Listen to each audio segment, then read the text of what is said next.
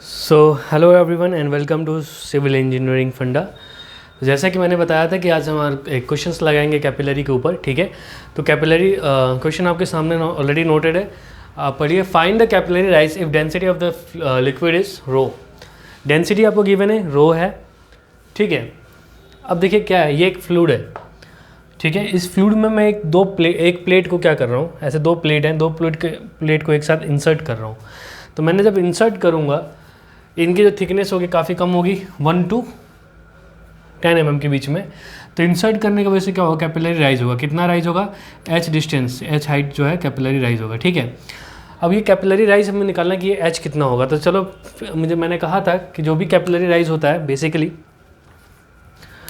उसमें जो ये h हाइट का जो लिक्विड है, ये डाउनवर्ड फोर्स लगा रहा होगा अपना वेट के कारण, और इसको बैलेंस कौन कर रहा होगा, सिग्मा यानी सरफेस टेंशन फोर्स। कितना एंगल पे होगा, ये थीटा। अब मुझे ये बताओ, ये सिग्मा इसको इस डायरेक्शन में खींच रहा होगा, इसका एक ये फ्लूइड यहीं तक तो है नहीं, पूरा आगे तक भरा पड़ा है, यहाँ तक भरा पड़ा होगा ना फ्लूइड पूरा, ठीक है ना, बात समझ रहे हो। तो इसका मतलब इसका जो कंपोनेंट होगा ये ऊपर की तरफ खींचो, ये तो इसको नहीं, इसका जो वेट होगा इस लिक्विड की जो हाइट है h, इतनी जो लिक्विड है तुम्हारी, वो नीचे की तरफ डाउनवर्ड फोर्स लगा रही होगी, वेट लग रहा होगा। उसको बैलेंस कौन कर रहा होगा, इस सिग्मा का वर्टिकल कंपोनेंट। ये नीचे जाने की कोशिश कर रहा होगा लेकिन ऊपर से इस तरफ खींच रहा होगा, ठीक है। तो इसका जो वर्टिकल कंपोनेंट होगा वो क्या होगा, सिग्मा कॉस थीटा, और ये भी आपका क्या होगा, sigma cos theta. Sigma cos theta, sigma cos theta, ये पूरे इस पे लग रहा होगा। कितने पे लग रहा होगा, ये पूरे बी लेंथ पे, यानी 2b पे मैं बोल सकता हूँ कि लग रहा होगा सिग्मा। इतना समझ में आ गया, 2b पे तुम्हारा सिग्मा लग रहा होगा। Blue sketch, okay. अब मुझे पता है कि डेंसिटी इक्वल टू क्या होता है, रो इक्वल टू क्या होगा आपका,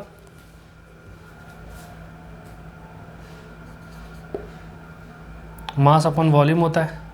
ये आपको सबको पता है ना। और क्या कर सकता हूँ, डेंसिटी को मैं, डेंसिटी गिवन है, चलो इसको बाद में देखते हैं। पहले ये देखते हैं कि अब यहाँ पे क्या करना होगा मुझे। सिंपल सा वो फॉर्मूला लगाना है, सरफेस टेंशन फोर्स जो लग रहा है, जो सिग्मा कॉस थीटा है ऊपर की तरफ, वो उसको कौन बैलेंस कर रहा होगा at equilibrium, wait of the liquid, right, wait of liquid downward. ये अपवर्ड लग रहा होगा, डाउनवर्ड लग रहा होगा, एट इक्विलिब्रियम लिख देना। मतलब अगर ये नीचे नहीं जा रहा तो इक्विलिब्रियम कंडीशन में होगा। इक्विलिब्रियम कंडीशन में इसका मतलब सरफेस टेंशन फोर्स जो है वो इसके बैलेंस कर रहा होगा। ऑलरेडी मैं पढ़ा चुका हूँ, इसको आप देख लेना पीछे वाले लेक्चर्स में। सरफेस टेंशन फोर्स कितना हो जाएगा यहाँ पे, सिग्मा कॉस थीटा होगा। लेकिन ये सिग्मा कॉस थीटा किस पे लग रहा है, इस बी पे और इस बी पे, यानी 2b पे। तो मैंने multiply by 2b equal to weight of liquid. अब बताना है आपको कितना होगा। तो वेट ऑफ लिक्विड क्या हो जाएगा, देखो यहाँ से पहले यहाँ समझो, गामा इक्वल टू क्या होता है, W upon weight upon volume. तो यहाँ से अगर मैं वेट निकालूंगा तो क्या आ जाएगा, gamma into volume. Gamma into volume, gamma को मैं लिख सकता हूँ रो इंटू जी इंटू वी। क्या लिख सकता हूँ, रो इंटू जी इंटू वी हो गया। वॉल्यूम मुझे ऑलरेडी पता चल जाएगा, थिकनेस इंटू हाइट, मतलब एरिया और थिकनेस निकाल। देखो वॉल्यूम कैसे निकालेंगे यहाँ समझ में आ जाएगा। पहले मैं लिख सकता हूँ वेट को, क्या लिख सकता हूँ, गामा इंटू वी। अब डायरेक्टली लिख दो यहाँ पे, rho into G into V. Weight को मैं इतना लिख सकता हूँ। वॉल्यूम की जगह पे क्या होगा, ध्यान से देखना। हाइट पता है h, इसकी लेंथ होगी b, और थिकनेस पता है t। तो वॉल्यूम की जगह पे मैं लिख सकता हूँ sigma cos theta into 2b equal to, ध्यान देना, rho g h into b into t लिख सकता हूँ। इस b से इस b को मैं कैंसिल कर सकता हूँ, b का कोई रोल ही नहीं अब, ठीक है ना। यहाँ से मैं हाइट निकालूंगा तो क्या आ जाएगा, sigma cos theta two sigma cos theta upon में क्या आ जाएगा, रो जी टी।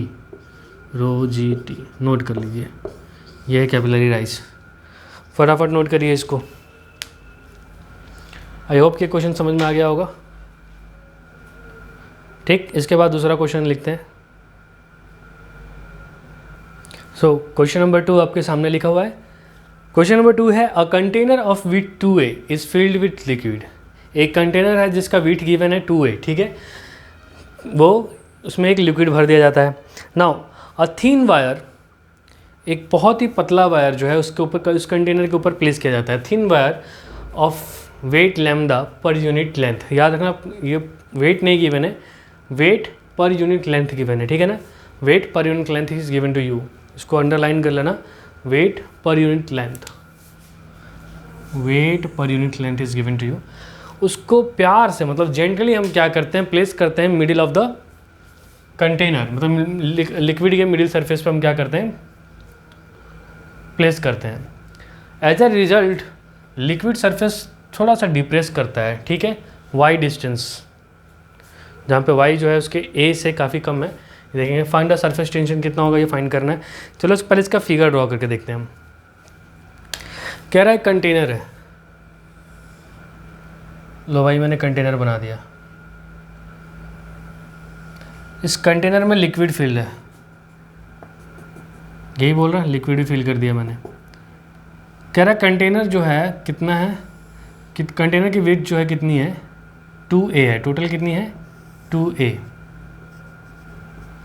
चलो इसको मैं आधा से डिवाइड करूं, मैंने वेट बना दिया 2A। फिर कहता है कि इसके ऊपर एक वायर जो है प्लेस करते हैं हम। कैसे वायर, देखो ये क्रॉस सेक्शन बना रहा हूँ मैं, एक वायर मैंने प्लेस किया, ये अंदर की तरफ है, ऐसे मैंने एक लेके वायर रखा है, मतलब ये जो वायर है, वायर की लेंथ आपको पता है, देखो वायर ऐसे है, ठीक है, ये है वायर आपका।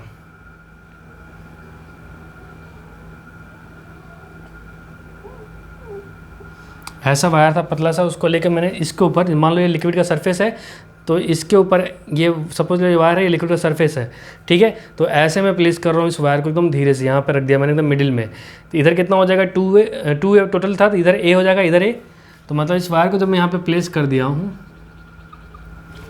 मिडिल में प्लेस करना था, तो उधर बचा A और इधर बचा A, मिडिल नहीं है ना, ये मिडिल यहाँ पे होगा, ठीक है, मिडिल में प्लेस किया, तो ये हो गया A, ये हो गया A। यहाँ तो कोई कन्फ्यूज़न नहीं, 2A था। तो कह रहा है कि जैसे ही आप प्लेस करोगे तो हल्का सा नीचे जो है ना, ये वायर जो है अपने ओरिजिनल पोजीशन से नीचे है, मतलब ये जो सरफेस है इसका, liquid surface depress by y, तो डिप्रेस हो रहा है कितना, बाय वाई डिस्टेंस। चलो इसको ही बना लेते हैं। सपोज करो ये मैंने रखा, तो ये लिक्विड सरफेस यहाँ पहुँच गया, कुछ ऐसे, कितना डिस्टेंस पहुँचा यहाँ से, वाई डिस्टेंस। इसको मैं वायर को रेड कलर से बना रहा हूँ तो ज़्यादा क्लियर समझ में आएगा। ये वायर था, वायर प्लेस करने पे लिक्विड सरफेस जो है थोड़ा सा डिप्रेस हुआ वाई, जहाँ पे वाई जो होगा आपका काफ़ी छोटा होगा, किससे, ए से, बहुत ही हल्का सा डिप्रेशन है ये। आई होप कि आपको समझ में आ गया होगा क्या बताया मैंने। अब ये यहाँ पे जो एंगल बन रहा है, ये वाला एंगल जो बन रहा है, ये क्या होगा, थीटा ही होगा, ठीक, ये थीटा हो गया। इस पर टेंशन आ रहा होगा टी,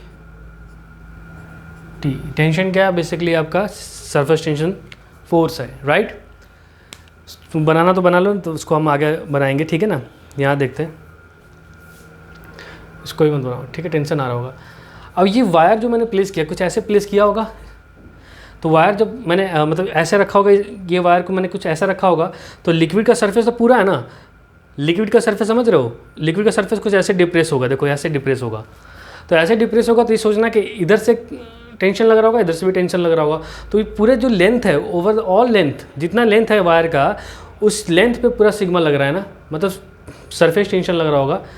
मतलब कहने का मतलब है कि सिग्मा जो लग रहा होगा इस पर यहाँ पूरा ऐसे लग रहा होगा कि नहीं लग रहा होगा, मेरी बात समझने की कोशिश करो,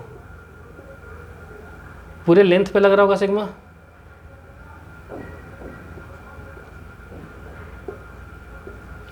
वायर जो मैंने प्लेस किया है यहाँ पे, उस पर पूरे लेंथ पे, होल लेंथ पे क्या लग रहा होगा, सिग्मा लग रहा होगा, ठीक है ना, क्योंकि लिक्विड तो अंदर तक है, समझो बात को, ठीक है। इसकी जो वायर की लेंथ कितनी गिवन थी, L, ये भी लिख लो, वायर की लेंथ कितनी गिवन है, L। ठीक है, तो आगे करते हैं। मैंने उस वायर को लिखा, वायर को मैं यहाँ पे ये अब इसका प्लान वे बना रहा हूँ। इस वायर के ऊपर, ठीक है, सिग्मा लग रहा है इस डायरेक्शन में और एक इस डायरेक्शन में। कितने लेंथ पे? एल लेंथ पे। ये सपोज करो थीटा है, ये थीटा है।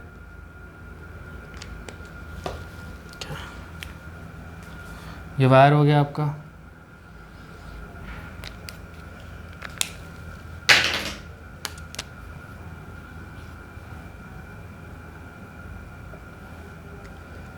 इस वायर के ऊपर थीटा इधर से,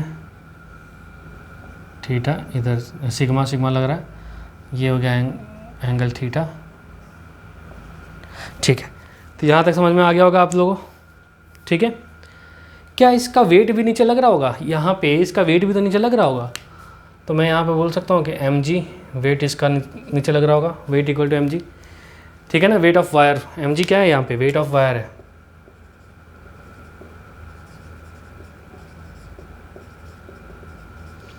आई होप कि यहाँ तक क्लियर हो गया होगा, वेट ऑफ वायर। ठीक है, अब यहाँ पे क्या करना है, निकालना क्या है हमें? Find surface tension. तो फिर यहाँ भी वही काम करेंगे हम। देखो, upward surface tension equal to क्या करेंगे हम? Downward weight of the wire. मतलब इस पर अपवर्ड जितना फोर्स लग रहा है और इसको मुझे क्या करना है? बस इक्वेट करना है। तो क्या कर सकता हूँ यहाँ पे इक्वेशन में, यहीं पे कर रहा हूँ मैं, ध्यान देना।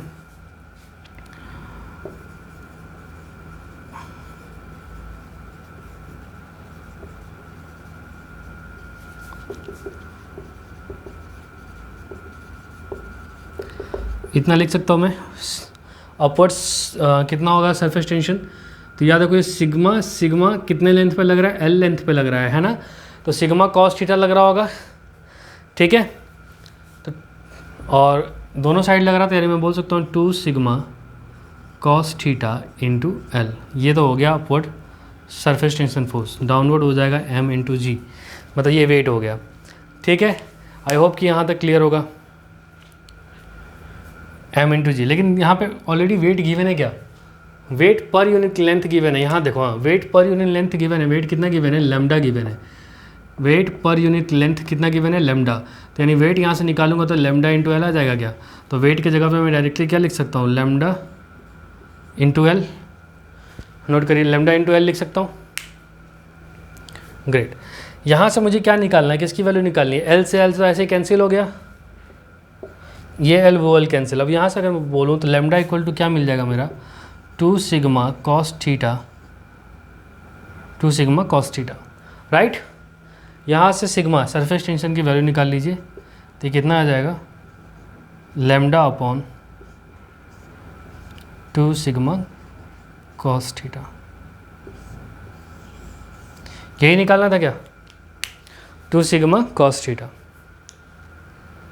लेकिन इसको y के फॉर्म में निकालना है। अभी तो लैम्डा की वैल्यू पुट अप करते हैं, चलो देखते हैं लैम्डा की वैल्यू कितनी होगी। ठीक है, यहाँ तक नोट कर लो। इसको मिटा दूँ या साइड में कर दूँ? इधर जैसा बताओ, जल्दी नोट। तो इधर नोट हो ही गया होगा ना। चलो इसको मिटा देता हूँ।